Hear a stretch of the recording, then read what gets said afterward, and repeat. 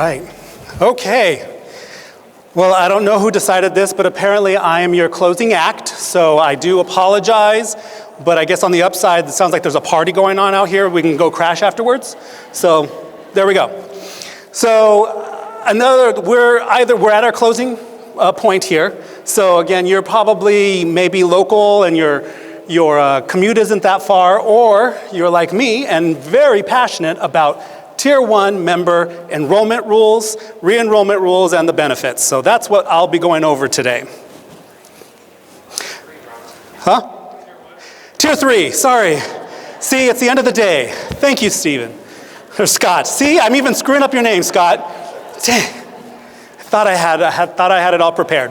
So we'll be talking Tier 3 overview. We'll then talk about the new member enrollment rules, as well as re-enrollment rules, which recently went into effect this past October.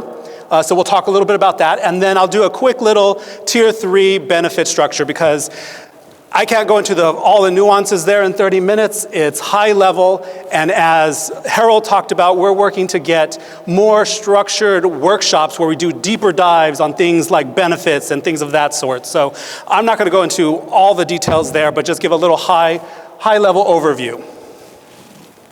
So let's talk Tier 3. So Tier 3 is the current benefit structure in place for all 3 of our plans. As you see here, elected officials was the first one to create that with the EODC back in 2014. Public safety followed suit in July of 2017, and then Corp followed finally in 2018. Within our Tier 3 benefit structure, specifically for our public safety and our Corp groups, they are provided for an ability to make decisions regarding either plan participation or contribution rate elections, which I'll talk through briefly. And again, this is specifically tied to our PSPRS groups, as well as our Corp groups. And then finally, from an employer contribution requirement perspective, as I mentioned early on this morning, we need to think about, and I'm sure you have been, when it comes to our Tier 3 group with public safety, we now have this new structure. We have this risk pool versus non-risk pool. And so contribution requirements could be different based upon whether or not you're part of the risk pool group or if you're outside of that risk pool group.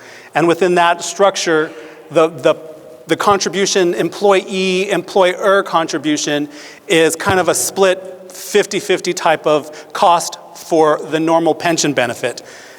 Employers get the luxury of paying that additional legacy amount for their Tier 1 and Tier 2 groups, but we'll talk briefly about that as we get to contributions at the end as well. And just like before, if there's any questions in between, please don't hesitate to stop me. We don't have to wait till the end of the presentation. So if there is questions that come up, please raise your hand and we'll have a question answered for you. So let's talk new member enrollment. Well, just as we've talked about earlier, Harold talking about the enrollment process via the portals, as well as my high-level review early on with the PAS project, it all starts with you as the employer. You need to submit your new enrollments, whether it is via that portal, which we highly recommend right now to submit via the portal, but I do know that we still kind of receive normal paper applications for membership, and we process that way. So it starts off with that employer, and the employer has to decide whether or not that individual is a member in the plan. And I only bring this up with respect to Tier 3 is because that kind of makes the decision on when the election process starts. So that note that I put there, are they considered a member during or after an academy? You should have made those decisions previously, but it's become very more prevalent with our Tier 3 members because you have to decide, or it's a local board decision, on whether they consider a member in PSPRS. Does it commence while they're in the academy training to become a certified peace officer or firefighter, or does it occur after the academy? Because that's going to determine when you report to us that new hire enrollment. So if you are covering them from day one of hire in the academy, we should be receiving that new enrollment immediately because that's going to kick off the enrollment process for the member. If you are a local board and employer who've made decisions to cover them after they've certified, then that's when you would submit the new hire enrollment information to us because that's when that kicks off the 90-day election period for that particular group. As I mentioned here, they're given a 90-day election period, and I forgot to mention, this particular slide is strictly for public safety. So I'm talking public safety right now. I'll go into corp here shortly. So the member, once they've been enrolled, and we know that they are officially a member in PSPRS, they're given a 90-day period to make a plan election. So they're deciding, do I want to be part of the traditional DB plan, or am I going into the defined contribution plan? And so during that entire 90-day period, they're able to make that decision. So that kind of highlights why the last point there is no contributions are being remitted to PSPRS on a new enrollment, so first time into our plans. They've never had any association with PSPRS before. They are not contributing during that 90-day period because they're deciding, and they get the full 90-day period to make that decision on which plan they want to enroll into. So that's a point that I'd like to make right now because as we talk later for re-enrollment rules, things change a little bit for you. Any questions there before I move on? Oh, we've got a question right over here. Oh, good question. Good question. The question was, during that 90-day period, if they don't do anything, what happens? And I can't remember if I have it in my slide or not, but if I don't, I'm going to say it now. They default. The member defaults into plans. And for public safety, the default plan is the traditional DB plan. So if a member fails to make an election, they default into those DB plans. And the election process is through our portal. So that's why it's really, really important for you as employers to notify us as soon as possible when they qualify as a member, because until we put them in the system, they don't have access to the portals to make those elections. We have seen on occasions where employers notify us of the new hire, but they notify us after the 90th day. And so I want to make sure that there's that clear understanding that you don't tell us that they're a member after 90 days after they've become a member. We need to know from day one that they are a member in order to afford those members the ability to make elections, because the impact on that is there's nothing in statute that allows for a member to come to us and aggrieve the decision of being defaulted. So we've seen it on those instances where it's day 95 or day 100 where we're barely noticing that they're enrolled and they're in the DB plan, and the members, I didn't get an opportunity to make election, didn't get a member an opportunity to make an election. And unfortunately, there's not much we can do statutorily because they have defaulted into the DB plan because their 90-day period has closed. So I just want to reiterate that. Hopefully that answers your question. Thank you. Any other questions before I move on? Nope. All right, there you go. Failure to make the election defaults the member to the DB plan. There's the answer. That election does remain in effect during the entire employment period for that member. And I say employment period instead of career because, again, with the recent re-enrollment rules that I will be going over shortly, that what we once used to call irrevocable decision now isn't really necessarily irrevocable. But it does remain in place during that entire employment period with that member. Also, during that 90-day period, because they're not contributing to the plan, they're also not earning service, and they're not earning credited service during that 90-day period as well.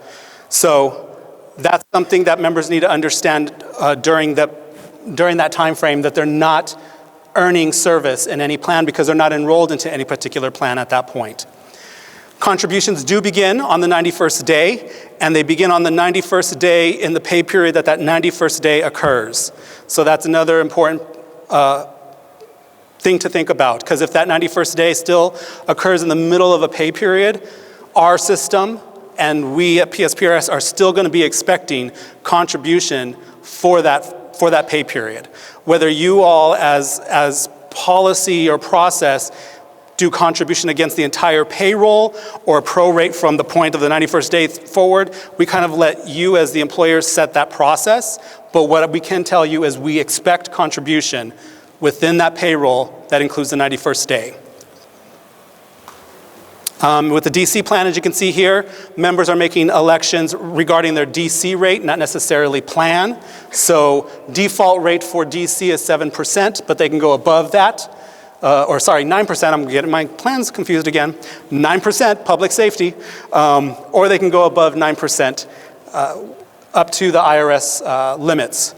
They're also during that period making decisions if they're deciding to do the DC, whether or not they also want to participate in the DC Health Subsidy Benefit Program, because that's an added benefit that was recently established, I believe, last year.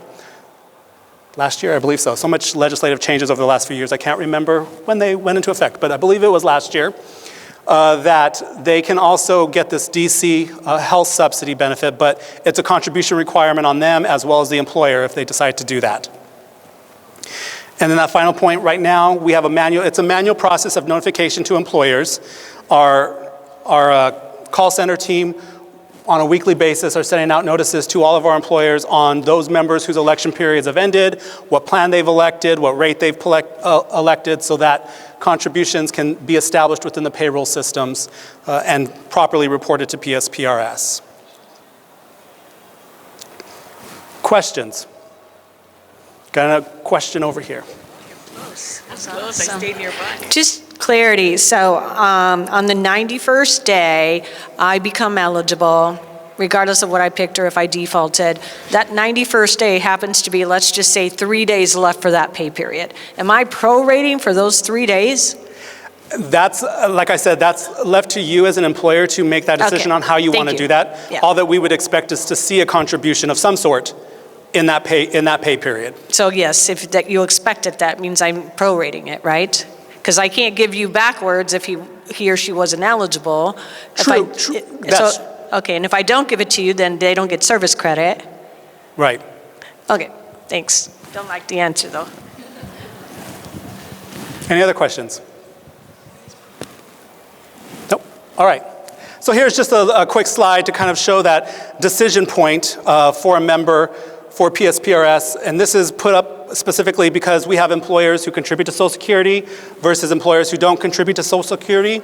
And in those situations, should a member decide to go into the DB plan and their employer doesn't contribute to Social Security, they're considered hybrid members, and they also contribute into the DC plan. So as part of that election process, they would be deciding contribution rate as well into the DC plan. And for hybrid members, DC contribution rate, 3%, but again, they can make elections above that. So now let's talk Corp. Corp members are also provided a 90-day window to make elections. Their 90-day window starts from the date of hire because there's designated positions. There's no certification process involved. So as long as they're in those designated positions under Corp and they have been hired, they are new hires, they should be reported to us. Their 90-day election period should begin.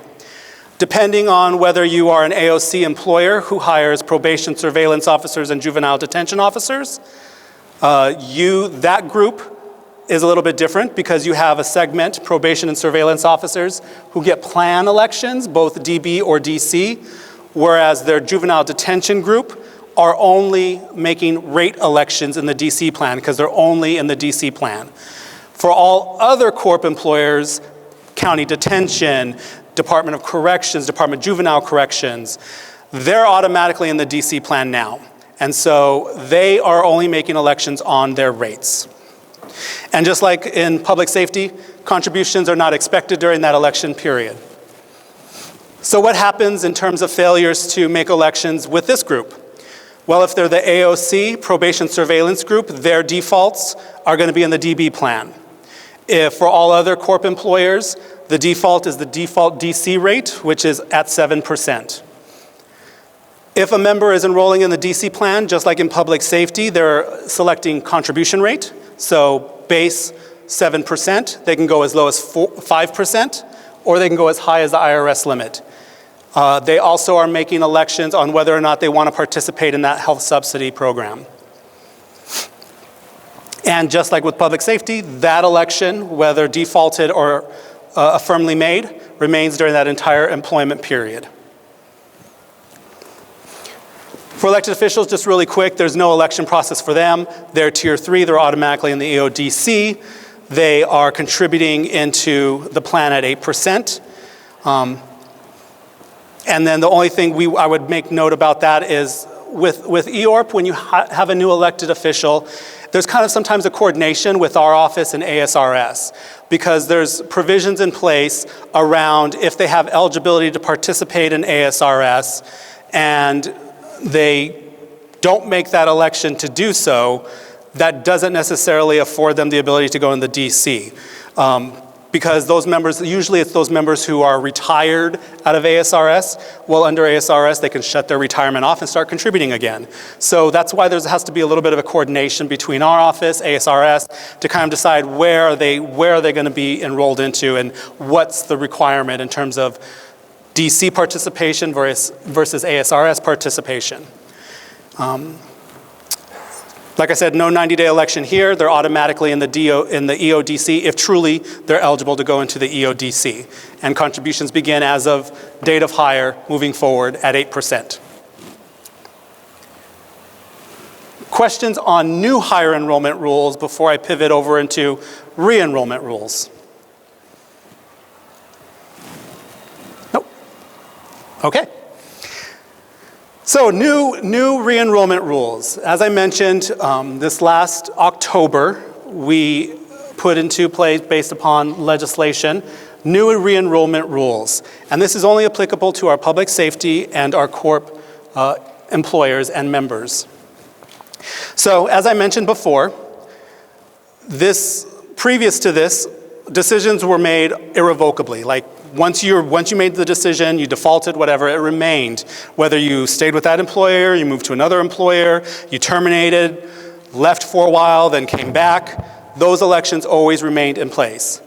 Now, what this does is it created basically a re-enrollment definition which affords members opportunities now to either reaffirm previous elections or make changes based upon what they think is going to work best for them. One thing that I would point out in this particular scenario is that it's only a 90-day window to either reconfirm or update. Once we collect that information, the window closes. So it's not a full 90-day period. You're afforded 90 days to make a decision, but once we collect that decision, it goes into effect immediately. And then any changes that has been made by that member does go into effect and remains with that employer. So again, it's only with that employer during that employment period. So let's talk a little bit more about what does that mean, what kind of elections, how does that work? Well, when there's a new hire, and you've reported to us that they're a new hire, they are immediately enrolled in their previously recorded plan. So if I was in the DB plan with employer A, I'm now being hired by employer B, I start as day one in the DB plan. During that 90-day period, I can make my decision on whether I want to change, but I start in my original plan previously. Then from there, decisions have to be made on whether truly an election period can be opened up or that 90-day period can be opened up. And the only time that would open up is under the conditions with the second bullet point. The member is afforded an ability to make their change to a different plan or reaffirm the same plan if they're returning to the same employer and they've had a bona fide separation of 6 months between the point that they first were terminated and when they're being reemployed. If that's occurring with the same employer, then the member is eligible to make an update or a change to their election. If it's only been 3 months since their last termination and they're being reemployed with the same employer, you're still in the same plan. You don't get an opportunity to make elections. You do get an opportunity to make an election if your reemployment is with a different employer. So I move from employer A to employer B. That's an automatic opportunity for a member to make an election. Or the third point, and this is really more tied to our Corp AOC group. So I'm AOC juvenile detention. So I was only in the DC. I could only make the election for the DC plan.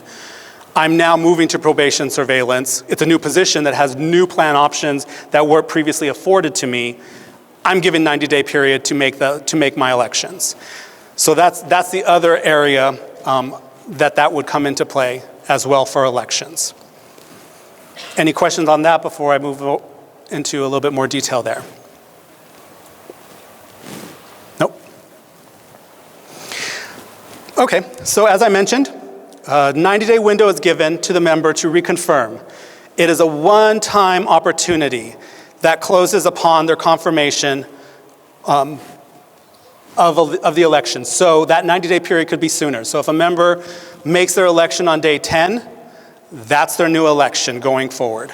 So it's, again, we're not giving them a full 90-day period to make a decision.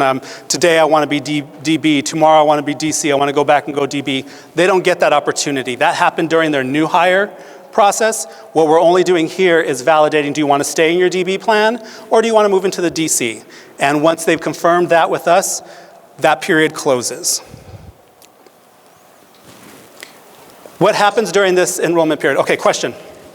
Quick question. Yep. So their contributions are then suspended during this waiting period? Great question. And I think we have this on here. No, they don't.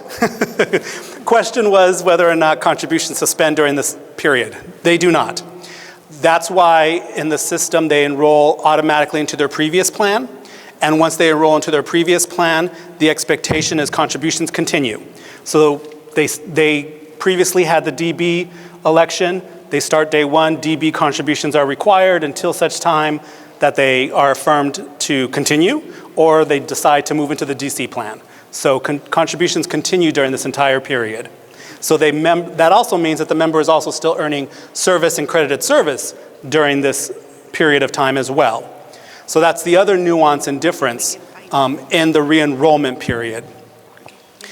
If there's no action that is made by the member after that 90-day? Oh, we have another question. Oh, sorry. Will it flag an unexpected contribution or, sorry, thank you.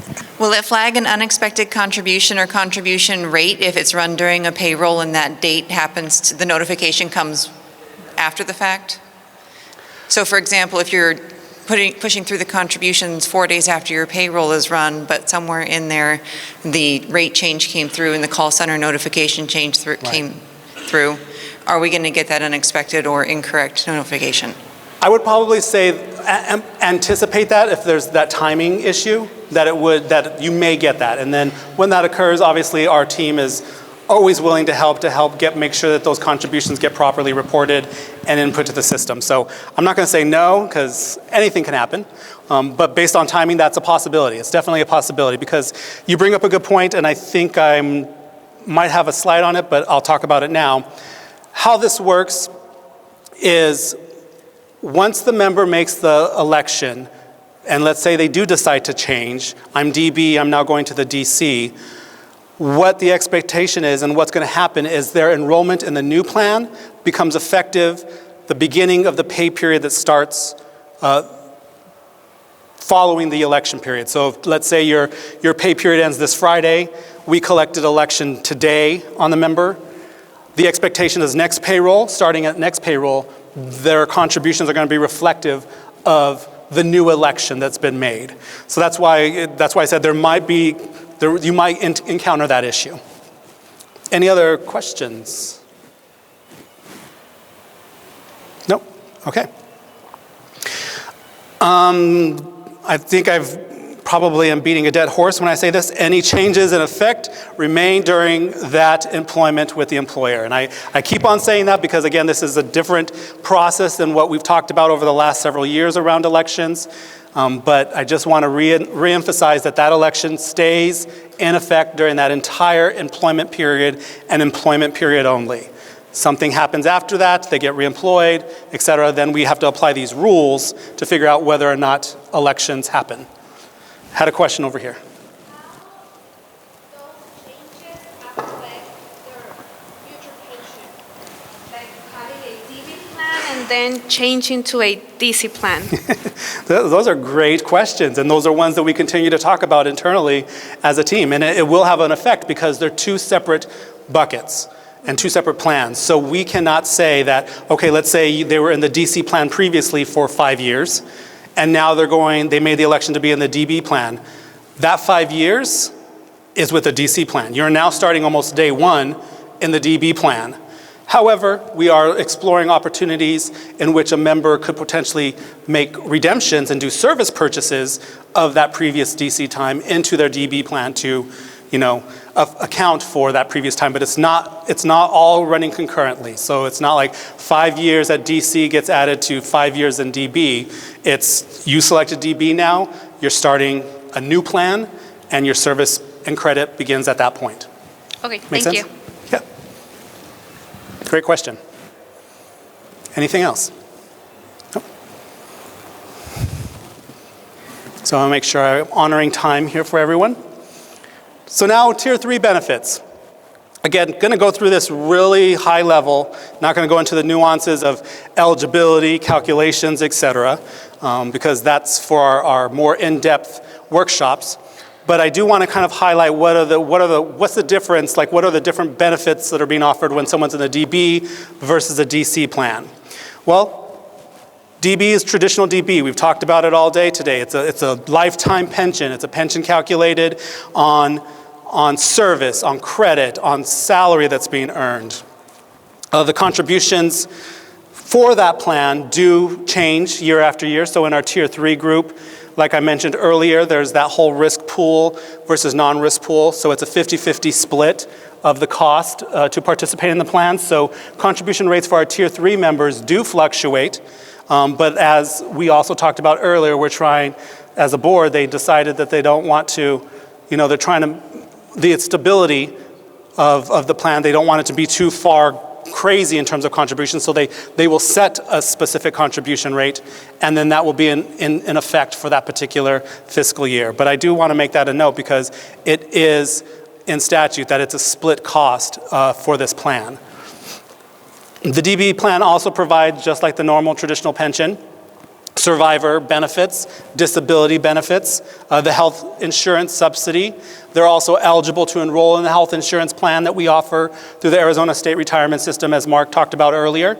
They also are afforded in the event, unlike in the event of a line of duty death, there's line of duty death, survivor benefits. And then if they are a hybrid member, they would be participating in DC accounts, which affords them that additional benefit there.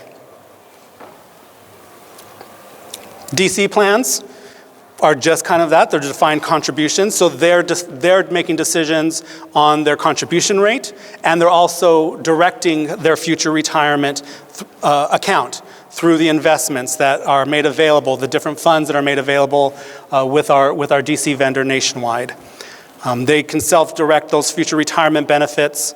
There are defaults. They go into default target funds at the beginning, but they can always go in and make their necessary changes. They are able to receive portions of employer contributions that are made into the plan based upon vesting schedule. For public safety, it's a 10-year vesting schedule. For corp, it's a 3-year vesting schedule. As I mentioned earlier, they can participate in that optional health subsidy benefit program, but that is an option. Once they make that election, that remains. And then they do have access to disability benefits. But disability benefits are only limited to work-related disability benefits, and they too also have line of duty death survivor benefits that are made available to them as well.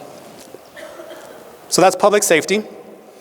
Corp, pretty much kind of similar type of structure with respect to the DC plan. They obviously their contribution rates begin at 7% or can floor at 5%, but they too have the same opportunities to self-direct that account through the investments. They too are eligible for health subsidy benefits.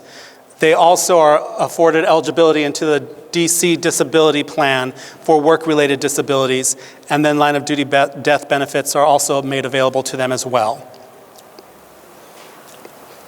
DB plan, and again, for Corp, DB is only limited to our AOC, probation, and surveillance populations, but their traditional DB plan is just like as I described in public safety, where they are lifetime pensions. They're eligible for survivor pensions, disability pensions, health insurance subsidy, health insurance enrollment, and line of duty death benefits as well. We'll quickly, not going to talk too much about the DC plan, pretty much same as the other plans, but just wanted to point that out separately. For EORP, again, Tier 3 is strictly in the DC plan. Their contribution rate is set at 8%. 6% is the employer matching into that plan, and within elected officials are immediately vested to the employer portion of contributions, but they too can self-direct their account based upon the fund investments made available to them. And they too also have eligibility for disability benefits through the defined contribution disability program.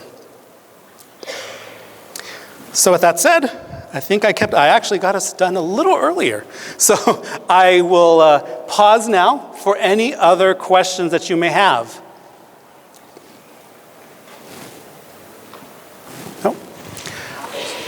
All right, well, other than that, I guess I'll hand it over really quick to our administrator, Mike Townsend, for some final words. All right. We have a question over here. Oh, got a question. So just it maybe was addressed. So when someone's moving from one employer to another, how long does the member have to elect their new plan if they decide to change? Great question. They're afforded the full 90 days, so they have up to 90 days to make an election. But if they make that election sooner, it closes. So that's the nuance I want to kind of show is new hires, you get the entire 90-day period. Rehire, you're afforded 90 days, but once we collect it, you're closed. Great question. We have another question. Oh, okay. Me again. So, and this re-enrollment rule only applies to Tier 3 members? Yes, Tier 3. I'm sorry. I'm like, I hear voices. I just don't know where they are. Yes, this issue is a Tier 3 plan issue. So Tier 1s, Tier 2s, those are closed plans. They're automatically in DB. They don't get any elections. Okay. Yeah. Awesome. Any other questions?